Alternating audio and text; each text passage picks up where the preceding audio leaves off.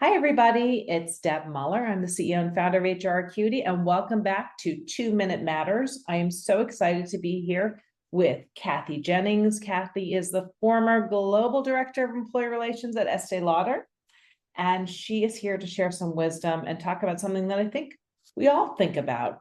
But what is the career path for ER professionals? Is that a good opening, Kathy? Got you there? Absolutely. And Deb, thanks for having me. Just a Great. tiny Don't bit. start yet. Wait, don't start yet, because I'm going to Oh, start the don't time. start. We got Okay. you 2 minutes to, oh, I have it on 21 minutes. I got to update my timer here. All right, you ready, Kathy? Give me 21 minutes. We can talk about this probably.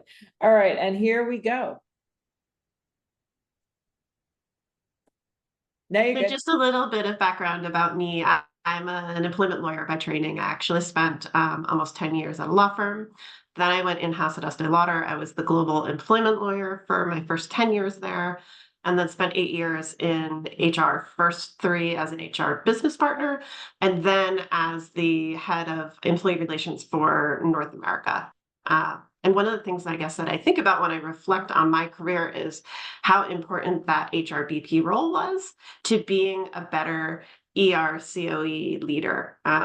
I just think, and it wasn't my favorite job by any stretch of the imagination. I was really happy when I got out of it, but doing it for 3 years, being closer to the business, closer to the employees, closer to the managers, and having to be the day-to-day person who is holding their hands in addition for ER things was really super valuable to me in terms of figuring out how as an ER COE do you help the business, do you help managers, do you help employees, do you help the HRBPs, particularly in a hybrid ER model where you've got your HRBPs doing some of the investigations, which is what we had at Estée Lauder.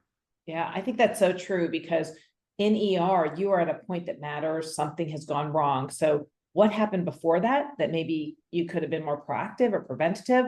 And then what happens after that to make sure that the organization and the individuals involved can get back to their best capacity for doing great work and feeling great about working in the organization?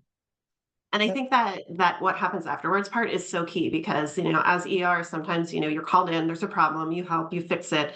And unless you've fired the bad actor, right? And frequently you haven't, you've given a warning or something like that, and the people are still there and they still have to work together. And then you're kind of out of it, right? And it's the HRBP who has to kind of figure out how to make this relationship continue working. And I also think for tools, if you're doing any sort of policy stuff or programming or education, figuring out from in that HRBP role, what makes sense format wise, content wise, time of year wise for your HRBPs and your managers and your employees is super important. Yeah, I love that. Well, aftercare is something we've been talking about. We're going to continue to talk about it. We'll probably be back here talking about it. But that full circle, it's just not that moment in time. It's how it affects the before and the after. So thank you so much, Kathy. This was great. Another great 2-Minute Matters. Let us know in the comments, what do you think was the most valuable piece of experience you had in your ER career? Give us some thoughts or tips for others in our community. And we love hearing from you. And we'll see you next time. Thanks. So thanks, everybody.